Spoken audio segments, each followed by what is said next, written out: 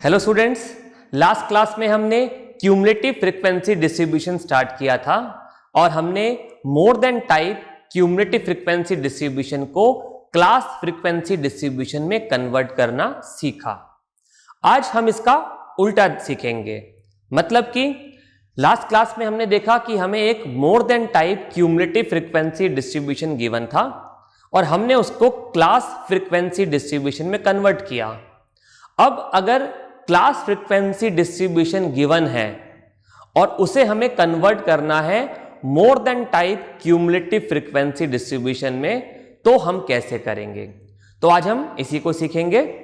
चलिए, तो मैं लास्ट क्लास वाला ही एग्जांपल लेता हूं। ओके, हमें पहले गिवन था मोर than type cumulative frequency distribution और हमने कन्वर्ट कर दिया उसको क्लास फ्रीक्वेंसी डिस्ट्रीब्यूशन में। अब मैं क्लास फ्रीक्वेंसी डिस्ट्रीब्यूशन लिख रहा हूं और हम कन्वर्ट करेंगे मोर than type cumulative frequency distribution में। तो हमें मार्क्स गिवन थे एंड नंबर ऑफ स्टूडेंट्स।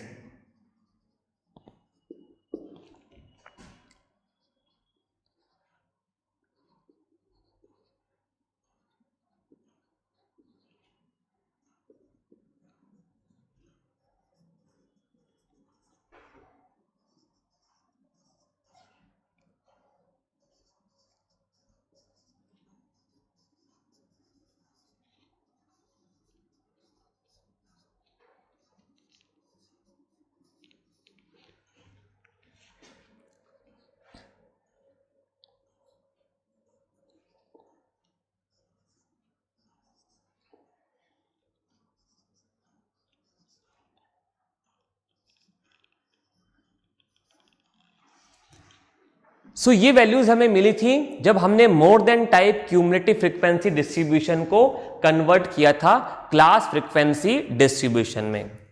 अब अगर ये वैल्यूज हमें गिवन है और कन्वर्ट करना है हमें मोर देन टाइप में, तो हम कैसे आगे बढ़ेंगे? तो कुछ बातें हमने पिछली क्लास में लास्ट में सीखी थी, ऑब्जर्व करी थी। वो क्या थी कि जब हमने मोर देन टाइप को क्लास फ्रीक्वेंसी डिस्ट्रीब्यूशन में कन्वर्ट किया तो जो फर्स्ट फ्रीक्वेंसी थी मोर than type cumulative frequency distribution में, वो थी सम ऑफ ऑल द ऑब्जर्वेशंस के इक्वल। दूसरी बात, मोर than type cumulative frequency distribution में जो लास्ट फ्रीक्वेंसी थी वो लास्ट क्लास की क्लास फ्रीक्वेंसी के इक्वल थी। ओके, ये आपको याद है। अब आप अपने नोटबुक को ऑब्जर्व कीजिए और लास्ट क्लास वाला एग्जाम्पल देखिए।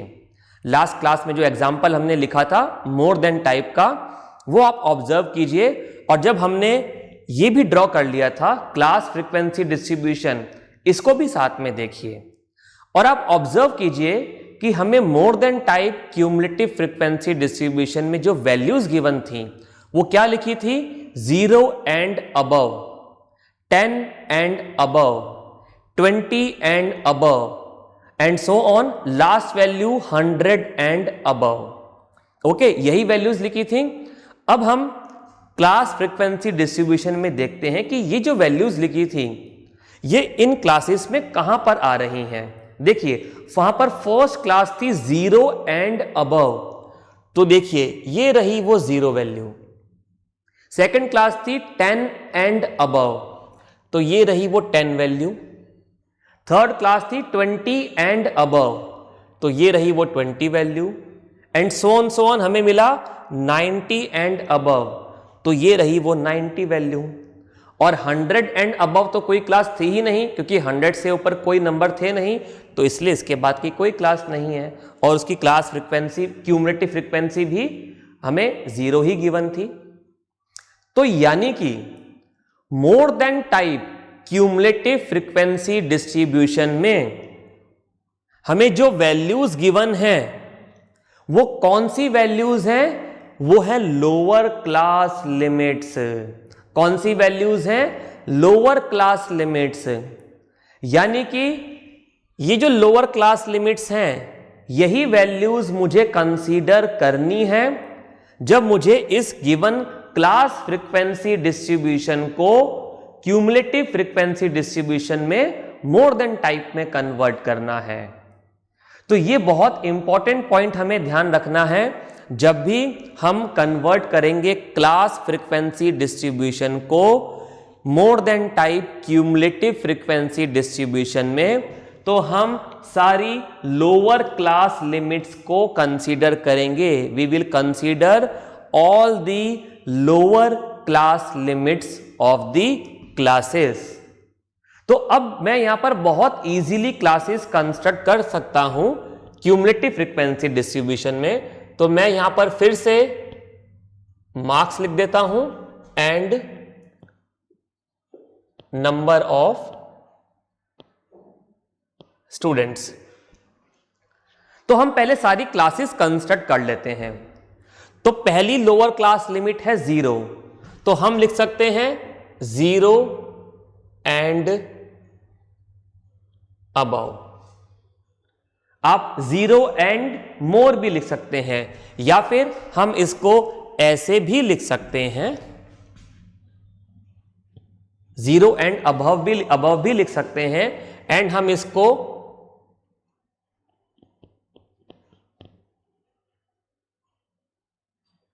मोर than and equal to 0, more than and equal to 0 भी लिख सकते हैं, क्योंकि 0 इंक्लूड था इसलिए इक्वल टू लिखना जरूरी है, और हम 0 से ज्यादा की बात कर रहे हैं तो हमने लिखा मोर देन। तो ऐसे भी लिख सकते हैं, और जैसा हमारे पास में लिखा हुआ था 0 एंड अबव, तो 0 एंड अबव का मतलब भी वही था 0 और 0 से बड़ी वैल्यूज। तो हम अभी इसको ऐसे ही लिखते हैं 0 एंड अबव। सेकंड क्लास की लोअर क्लास लिमिट है 10, तो हम लिखेंगे 10 एंड अबव। तो अभी हम पहले सारी क्लासेस कंस्ट्रक्ट कर लेते हैं और फिर क्यूमुलेटिव फ्रीक्वेंसीज को हम कैलकुलेट कर लेंगे।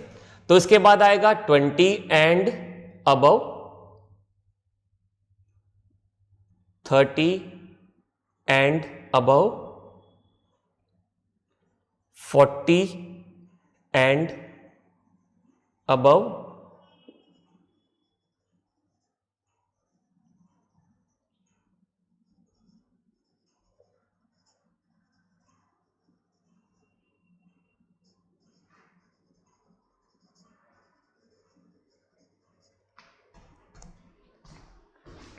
आप भी वैल्यूज को नोट करते जाइए साथ में।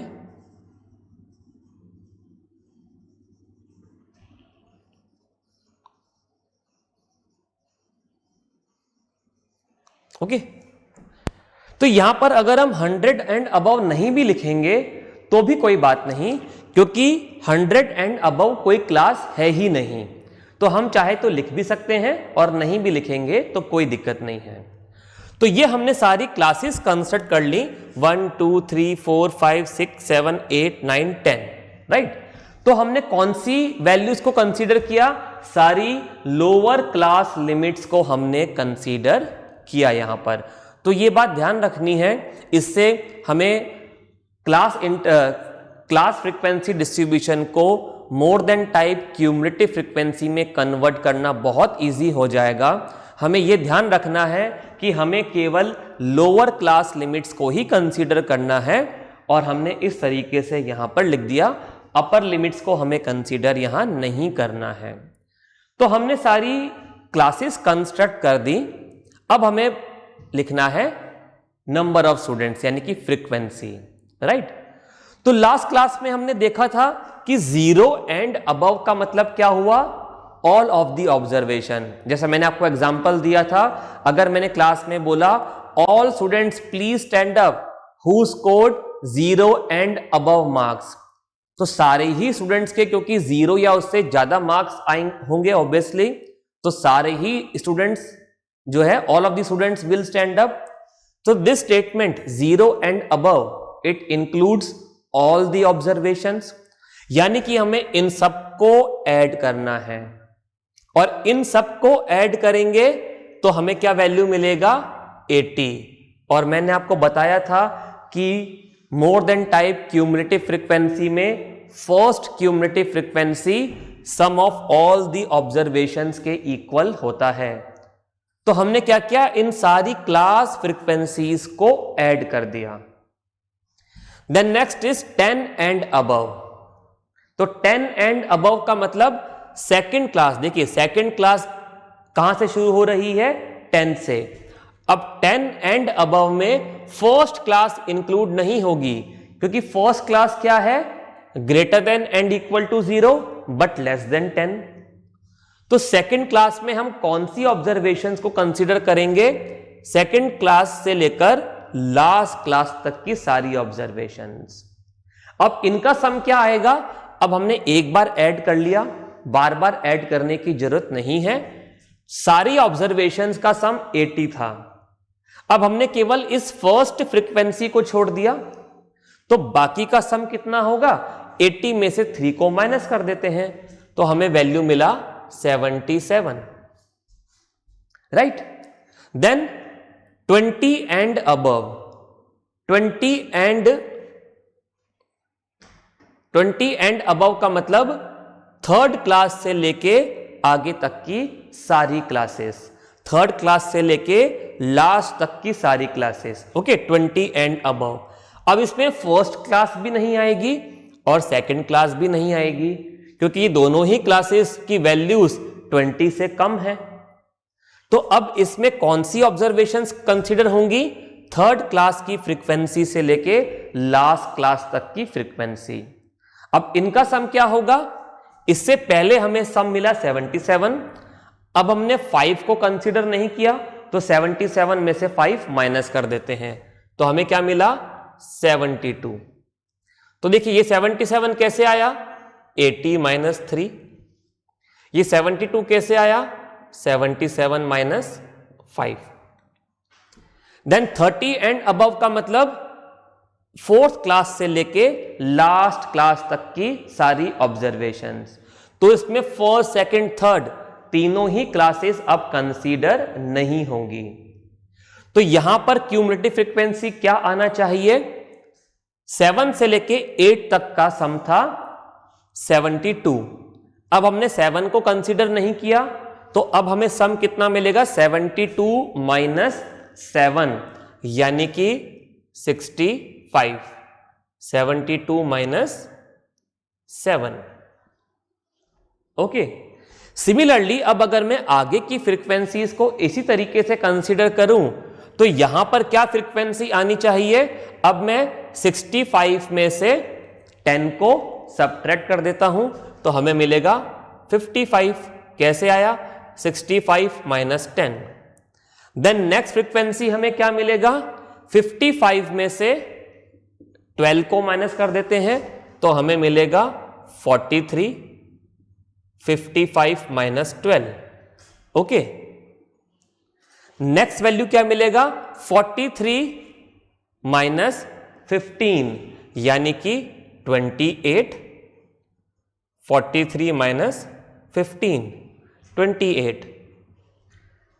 नेक्स्ट वैल्यू क्या मिलेगा, 28 माइनस 12 यानी कि 16। 28 minus 12, okay. Next value 16 minus 6 यानी कि 10। एंड लास्ट वैल्यू 10 माइनस 2 यानी कि 8।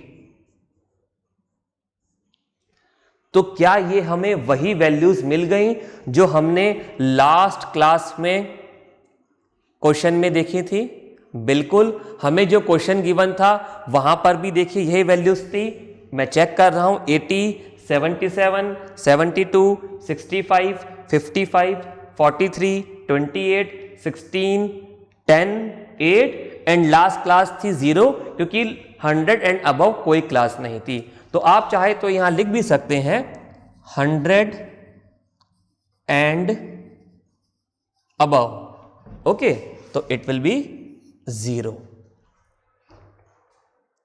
तो ये हमने कन्वर्ट किया क्लास फ्रीक्वेंसी को more than type cumulative frequency distribution में। अब फिर से चेक करते हैं। देखिए यहां पर फर्स्ट वैल्यू क्या है, sum of all the observations, and last value क्या है, लास्ट क्लास फ्रीक्वेंसी के इक्वल।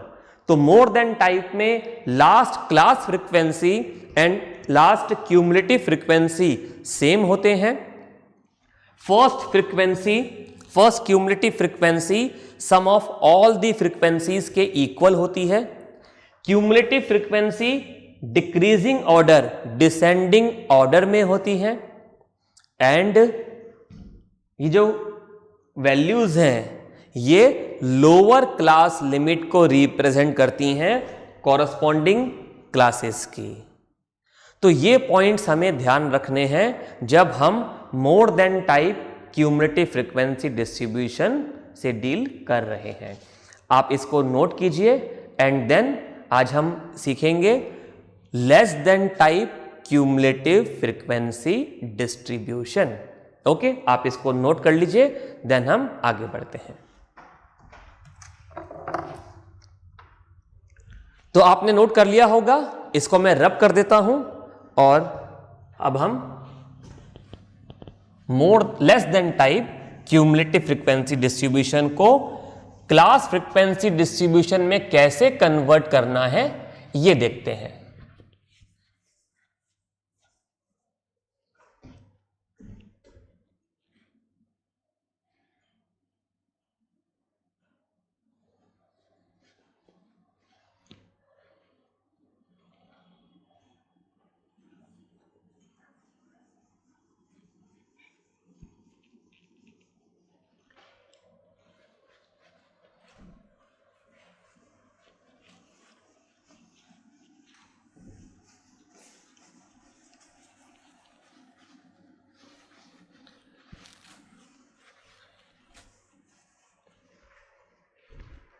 तो अब हम सेम क्वेश्चन को कंसीडर करते हैं और ये देखते हैं कि अगर less than type cumulative frequency distribution given होता तो ये क्वेश्चन किस तरीके से प्रेजेंट होता। ओके, तो मैं कुछ वैल्यूज लिख रहा हूं।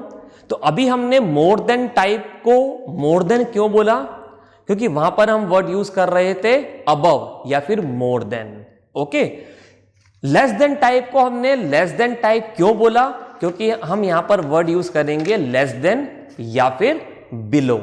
तो लेस जैसे मोर एंड अबव एक ही बात है, ऐसे ही लेस एंड बिलो एक ही बात है। तो लेस देन भी लिखा हो सकता है, बिलो भी लिखा हो सकता है, दोनों एक ही बात है, कंफ्यूज हमें नहीं होना है। तो मैं फिर से कुछ वैल्यूज लिख रहा हूं यहां पर, आप देखिए।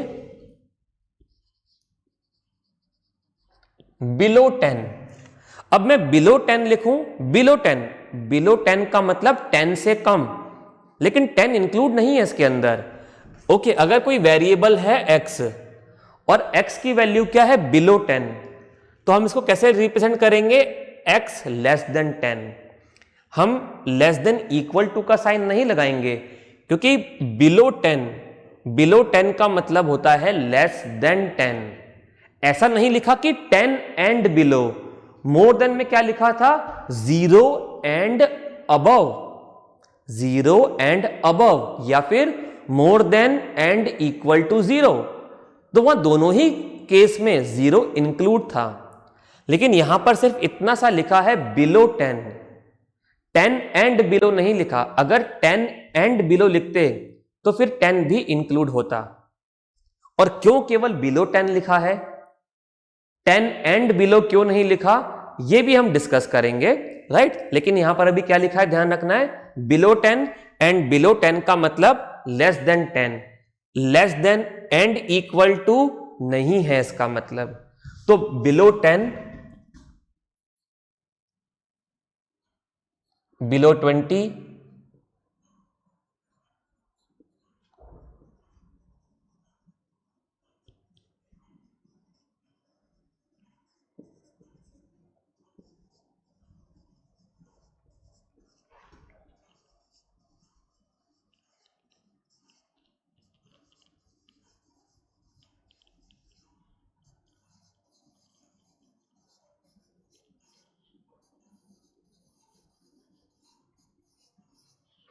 तो ये हमें क्लासेस गिवन है एंड फ्रीक्वेंसीज गिवन है।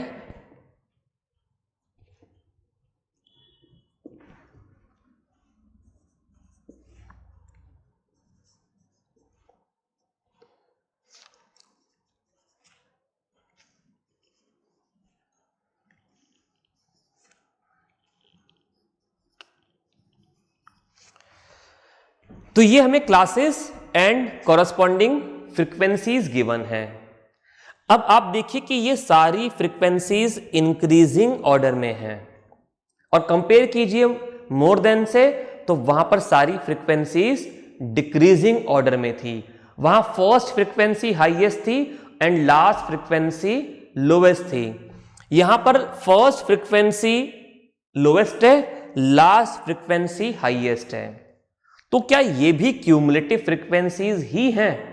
बिल्कुल, ये भी क्यूमुलेटिव फ्रीक्वेंसीज ही हैं। अभी हम देखते हैं कि कैसे।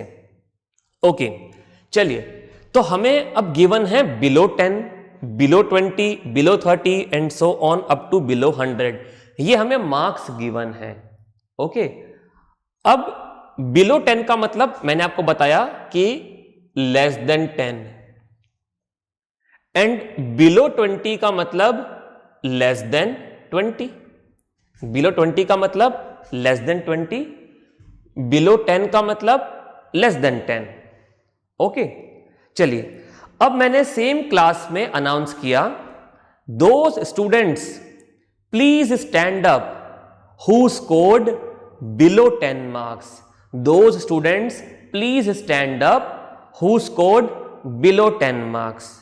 एंड सपोज कि ये 3 स्टूडेंट्स खड़े हो गए। अब मेरे स्टेटमेंट में 10 इंक्लूड नहीं है, मैंने बोला वो स्टूडेंट्स खड़े हो जाएं जिनके बिलो 10 मार्क्स हैं। 10 एंड बिलो नहीं बोला, तो अगर किसी स्टूडेंट के 10 मार्क्स हैं then he will not stand up. बात क्लियर है?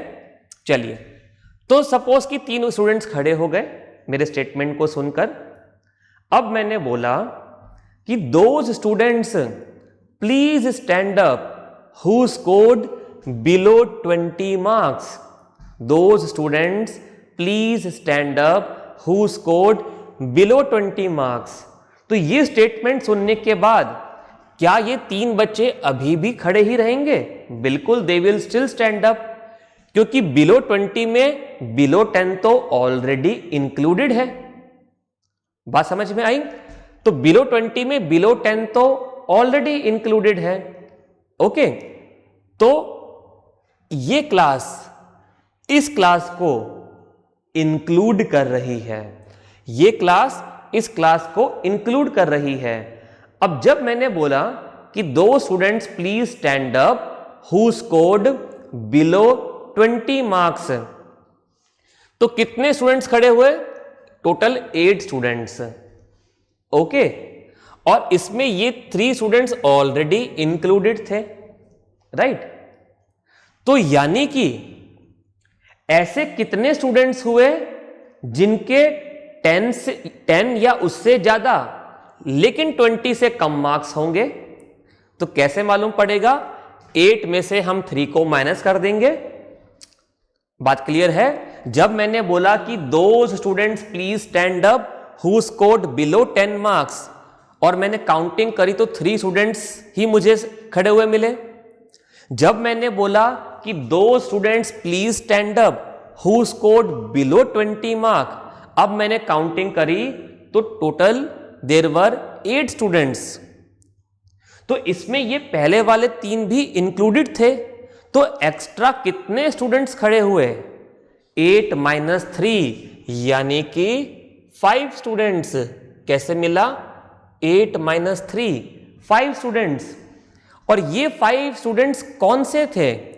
जिनके या तो 10 या उससे ज्यादा लेकिन 20 से कम मार्क। यानी कि मैं इसको ऐसे लिख सकता हूं क्या? 10 to 20। जब हम 10 to 20 क्लास लिखते हैं तो ये 10 तो लोअर लिमिट है, ये इंक्लूड होती है, और 20 अपर लिमिट है, ये इंक्लूड नहीं होती। तो 10 to 20 का मतलब भी वही है कि मोर देन और equal to 10 but less than 20। तो इसको मैं इस तरीके से लिख सकता हूं। तो ऐसे कितने स्टूडेंट्स थे जिनके 10 या उससे ज्यादा लेकिन 20 से कम मार्क्स थे? ऐसे थे 5 स्टूडेंट्स। कैसे मिला? 8 - 3। अब मैंने बोला those students please stand up who scored below 30 marks. तो बिलो 30 का मतलब लेस देन 30। तो जब मैंने ऐसा बोला कि दो students please stand up who scored below 30 marks और मैंने काउंट किया तो देयर वर 15 स्टूडेंट्स। अब इन 15 स्टूडेंट्स में ये स्टूडेंट्स 8 स्टूडेंट्स जिनके बिलो 20 मार्क्स थे ये भी इंक्लूडेड थे। ओके, बिकॉज बिलो 30 का मतलब बिलो 20 इसमें इंक्लूडेड है, बिलो 10 भी इसमें इंक्लूडेड है। ओके, तो यहां तक के स्टूडेंट बिलो 20 वाले भी इसमें इंक्लूडेड है मेरे स्टेटमेंट में। यानी कि एक्स्ट्रा स्टूडेंट्स, एक्स्ट्रा मतलब कि वो स्टूडेंट्स जिनके 20 या उससे ज्यादा लेकिन 30 से कम मार्क थे, ऐसे कितने स्टूडेंट थे? तो टोटल 15 स्टूडेंट्स की मैंने काउंटिंग करी, उनमें से 8 तो पहले से ही स्टैंड अप पोजीशन में थे, तो एक्स्ट्रा कितने हुए? एक्स्ट्रा मुझे मिले 15 - 8 यानी कि 7। कैसे मिला? 15 - 8। बात क्लियर है? तो बिलो 30 को मैं ऐसे भी लिख सकता हूं 20 to 30 क्लास इंटरवल की फॉर्म में, क्योंकि 20 to 30 का मतलब है more than and equal to 20 but less than 30। Fine. Then मैंने अनाउंस किया दो students please stand up who scored below 40 marks, below 40 marks. अब मैंने जब काउंटिंग किया तो there were total 25 students who were in standing position, but in 25 में से 15 तो ऑलरेडी स्टैंडिंग पोजीशन में ही थे। और वो कौन से थे? जिनके बिलो 30 मार्क्स थे, जिनके बिलो 30 मार्क्स थे, ये सारे स्टूडेंट्स। तो ऐसे कितने स्टूडेंट्स थे जिनके 30 या उससे ज्यादा लेकिन 40 से कम मार्क्स थे? तो वो कितने थे? 25 - 15 यानी कि 10। 25 - 15 यानी कि 10 स्टूडेंट्स, राइट। देन मैंने बोला दो students please stand up who scored below 50 marks. तो मुझे टोटल कितने स्टूडेंट स्टैंडिंग पोजीशन में मिले? 37 स्टूडेंट्स। अब इन 37 में से 25 तो ऑलरेडी स्टैंडिंग पोजीशन में थे, तो ऐसे कितने स्टूडेंट्स हुए जिनके 40 या उससे ज्यादा लेकिन 50 से कम मार्क्स थे, यानी कि इस रेंज में? तो कितने हुए? 37 - 25। 25 तो ऑलरेडी स्टैंडिंग पोजीशन में थे, एक्स्ट्रा कितने मिले? 12। 37 - 25, राइट। तो आप ध्यान से देखिए कि हम किस तरीके से क्लासेस कंस्ट्रक्ट कर रहे हैं। ओके, इस क्लास की फ्रीक्वेंसी मुझे कितनी मिली? 5। कैसे मिली? इस क्लास की cumulative frequency minus previous class की cumulative frequency. Then third class की क्लास फ्रीक्वेंसी मिली 7। कैसे? थर्ड क्लास की cumulative frequency minus second class की क्यूमुलेटिव फ्रीक्वेंसी, ये 8। ओके, अभी ये क्यूमुलेटिव फ्रीक्वेंसी है क्या, ये डिस्कशन अभी बाकी है, राइट। तो अभी मैं बोल रहा हूं कि क्यूमुलेटिव फ्रीक्वेंसी है, क्यों है अभी अपन देखते हैं। तो इसी तरीके से क्या हम सारी क्लासेस कंस्ट्रक्ट कर सकते हैं? बिल्कुल। बिलो 60 का मतलब अब यहां पर क्लास बन गई 50 to 60, बिलो 70 का मतलब 60 to 70, then 70 to 80, then 80 to 90 and then last 90 to 100। अब बात रही फ्रीक्वेंसीज की, तो 12 हमें मिल गया था 37 - 25। अब 50 to 60 इस क्लास की यहां पर फ्रीक्वेंसी कितनी लिखी है? 52। तो इसकी क्लास फ्रीक्वेंसी कितनी होगी? 52 - 37 यानी कि 15। 52 - 37। देन 64 माइनस 52 यानी कि 12।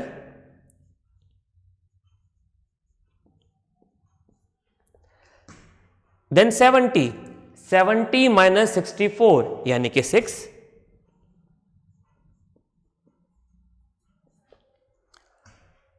देन 72, तो यहां पर क्या आएगा 2।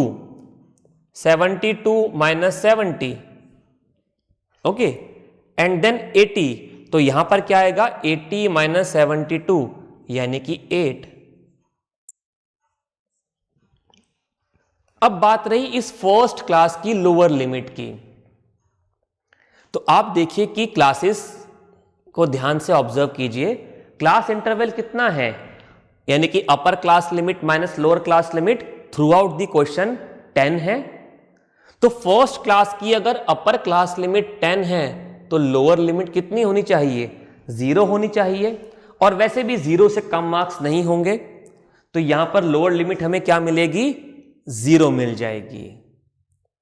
तो अब आप इस क्वेश्चन को, इस डेटा को और इस डेटा को कंपेयर कीजिए। अब क्या ये क्यूमुलेटिव फ्रीक्वेंसीज लिखी हैं? बिल्कुल लिखी हैं। देखिए कैसे। फर्स्ट वैल्यू यहां पर और यहां पर सेम है। ये वैल्यू क्या लिखी है, 8। कैसे मिली थी ये 8 वैल्यू, ये 3 + 5। यहां पर 5 कैसे आया था, 8 - 3 करके। तो 8 कैसे मिला, 5 + 3 करके। बात क्लियर है। तो ये 8 क्या लिखा है, 3 + 5। देन ये लिखा है 15। यहां पर 7 कैसे मिला था, 15 - 8 करके। तो ये 15 कैसे आएगा, 7, 8 + 7 करके। देन 25 सिमिलरली कैसे मिलेगा हमें, 15 + 10 एंड सो ऑन। हम सारी वैल्यूज लिख सकते हैं। तो देखिए ये वैल्यू क्या है, इन दोनों क्लास की क्लास फ्रीक्वेंसीज का सम। ये 15 क्या है, फर्स्ट 3 क्लासेस की क्लास फ्रीक्वेंसीज का सम। 25 क्या है, ये 25 फोर्थ क्लास का फ्रीक्वेंसी लिखा है। तो ये क्या है, फोर्थ क्लास तक की क्लास फ्रीक्वेंसीज का सम। तो हम क्या कर रहे हैं, हम सक्सेसिव एडिशन ऑफ फ्रीक्वेंसीज ही कर रहे हैं। And successive addition of frequencies को ही हम क्यूमुलेटिव फ्रीक्वेंसी बोलते हैं। तो यानी कि ये क्यूमुलेटिव फ्रीक्वेंसीज ही लिखी हुई हैं। बात क्लियर है। अब इसको ध्यान से ऑब्जर्व कीजिए। देखिए फर्स्ट क्लास की क्लास फ्रीक्वेंसी और फर्स्ट क्लास की इधर क्यूमुलेटिव फ्रीक्वेंसी दोनों सेम वैल्यूज हैं। एंड मोर देन टाइप में last class frequency and last cumulative frequency same होते हैं। यहां पर देखिए 80 क्यूमुलेटिव फ्रीक्वेंसी डिस्ट्रीब्यूशन में लास्ट क्यूमुलेटिव फ्रीक्वेंसी 80 और इन सब का सम कितना है, 80। तो last cumulative frequency sum of all frequencies के इक्वल होती है। एंड मोर देन टाइप में first cumulative frequency all class frequencies के सम के इक्वल होती है। यहां पर क्यूमुलेटिव फ्रीक्वेंसीज इंक्रीजिंग ऑर्डर में है एंड मोर देन टाइप में क्यूमुलेटिव फ्रीक्वेंसीज डिक्रीजिंग ऑर्डर में होती हैं। फाइन। अब आप यहां पर देखिए ये जितनी भी वैल्यूज लिखी हैं क्यूमुलेटिव फ्रीक्वेंसी टेबल डिस्ट्रीब्यूशन में, ये कहां पर आई, देखिए बिलो 10। तो फर्स्ट क्लास में 10 कहां पर आया, अपर क्लास लिमिट। बिलो 20 तो सेकंड क्लास में 20 कहां आया, upper class limit. Below 30 third class में 30 कहां पर आया, अपर क्लास लिमिट। एंड ये सारी की सारी values corresponding class frequency distribution में अपर क्लास लिमिट पे आ रही हैं। तो यानी कि ये सारी फ्रीक्वेंसीज क्या लिखी हैं, अपर क्लास लिमिट्स लिखी हुई हैं। बात क्लियर है। और मोर देन टाइप में कौन सी फ्रीक्वेंसी, कौन सा वैल्यूज लिखी होती हैं, लोअर क्लास लिमिट। एंड यहां पर अपर क्लास लिमिट। तो ये डिफरेंसेस हैं मोर than type and less than type cumulative frequency distribution में। अब एक सिंपल सी बात कि अगर हमें ये गिवन होता और ये कंस्ट्रक्ट करना होता तो बहुत सिंपल था, हमें किसको कंसीडर करना है, सारी अपर क्लास लिमिट्स को। तो हम यहां क्या लिखते जाएंगे, बिलो बिलो, है ना। हम सबसे पहले सारी क्लासेस में बिलो मेंशन कर देंगे एंड देन कौन सी वैल्यूज यहां से हमें कंसीडर करनी है, सारी अपर क्लास लिमिट्स। तो हमने सबसे पहले क्लासेस कंस्ट्रक्ट कर दी, हमने बिलो लिखकर एंड देन सामने अपर क्लास लिमिट्स को मेंशन कर दिया। अब फ्रीक्वेंसीज बनानी थी, क्यूमुलेटिव फ्रीक्वेंसी, तो जो फर्स्ट वैल्यू थी वो एज इट इज लिख दी। फिर क्या किया, 3 + 5, 3 + 5 8 लिख दिया।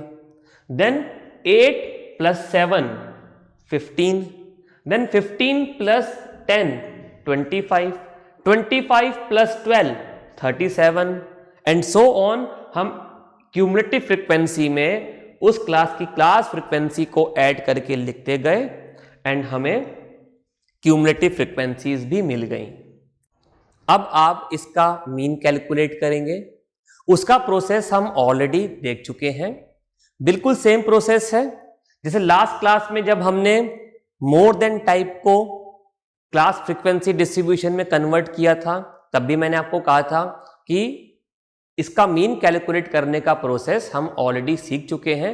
अब देखिए कि ऐसे ही क्वेश्चंस का हमने मीन कैलकुलेट किया था, तो प्रोसेस अब बिल्कुल सेम है। हमें सिर्फ इतना सीखना था कि क्यूमुलेटिव फ्रीक्वेंसी डिस्ट्रीब्यूशन को क्लास फ्रीक्वेंसी में या क्लास फ्रीक्वेंसी को क्यूमुलेटिव फ्रीक्वेंसी में कैसे कन्वर्ट किया जाता है।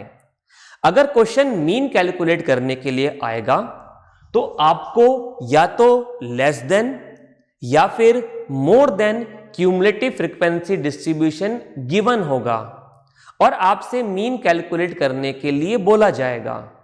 तो आपको लेस देन या more than cumulative frequency distribution को इस तरीके से क्लास फ्रीक्वेंसी डिस्ट्रीब्यूशन में पहले कन्वर्ट करना है। ये एक एक्स्ट्रा स्टेप है जो हमने सीख लिया और इसके बाद मीन कैसे कैलकुलेट करना है वो हम ऑलरेडी सीख चुके हैं, राइट। तो आप कोई डाउट है तो वीडियो को दोबारा से देखिए, फैकल्टी इंचार्ज से डिस्कस कीजिए। क्यूमुलेटिव फ्रीक्वेंसी डिस्ट्रीब्यूशन हमने यहां पर आज फिनिश किया। Okay, we will meet in the next class. Bye.